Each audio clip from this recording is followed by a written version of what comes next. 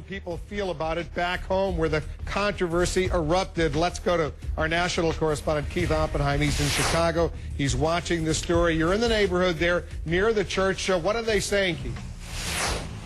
Well, some mixed reactions overall. Well, first of all, I'm standing right across the street from Reverend Jeremiah Wright's church where Senator Obama has attended. And I should point out that 95th Street here in Chicago, a portion of it has been named in honor of Reverend Wright. So safe to say that Senator Obama and Reverend Wright are two revered men in this neighborhood. So the question for a lot of people is, how do they react to Senator Obama condemning the words of his pastor without condemning the man? Literally, a stone's throw from Reverend Jeremiah Wright's church, we found the childhood home of Deborah Popoola.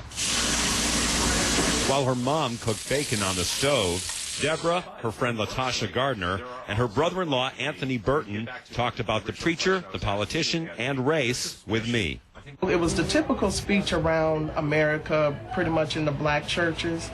All three agreed Reverend Jeremiah Wright's fiery speech. Barack knows what it means to be a black man living in a country and a culture that is controlled by rich white people. Was somewhat representative of what goes on in African American churches, that historically black ministers have preached politics, sometimes provocatively.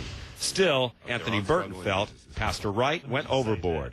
I don't agree with the use of harsh political and black liberation antics if it doesn't meet with what's in the Bible. Keep in mind, all three are Obama supporters. All three felt the Reverend Wright's words put Obama on the defensive. But you're all saying that there is more of a separation between the political beliefs of a pastor and the spiritual faith of a parishioner.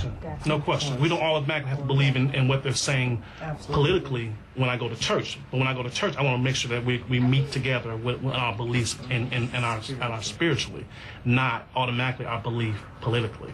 Ultimately, these three are asking themselves the central political question. Did Obama help himself with his speech today? Did I strongly disagree with many of his political views? Absolutely.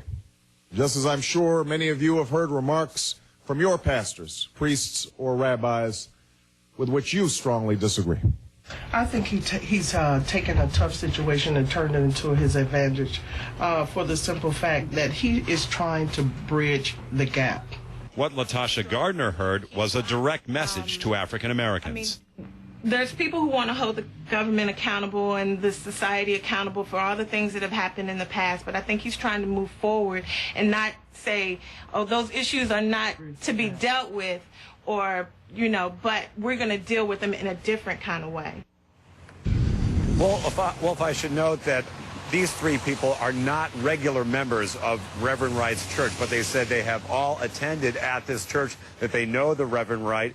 And in terms of Obama's speech, they say they are really looking forward to the next few days to see how his speech today plays nationally, because as Obama supporters, they're hoping that their candidate will have elevated the discourse about race, and they want to see if it will actually help improve his position in the primary contest. Back to you.